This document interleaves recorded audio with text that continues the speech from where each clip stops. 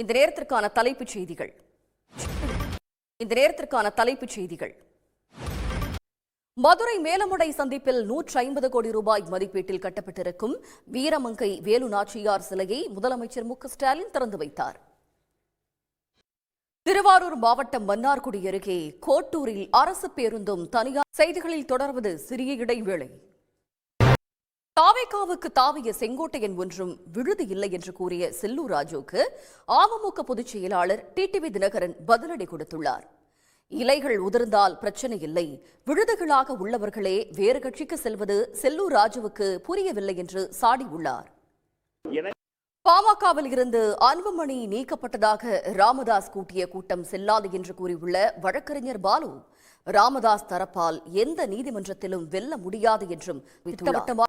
சேலத்தில் பிரபல ரவுடியை கும்பல் ஒன்று கொன்று தலையை துண்டித்து காட்டுக்குள் வீசிவிட்டு சென்ற சம்பவம் பரபரப்பை ஏற்படுத்தியுள்ளது. அண்ணன் கொலை வழக்கில் ஜாமீனில் வந்த 2வது நாளை ரவுடி கொல்லப்பட்டதன் பரபரப்பு பின்னணி என்ன? செய்திகளில் தொடர்வது சிறிய இடைவேளை.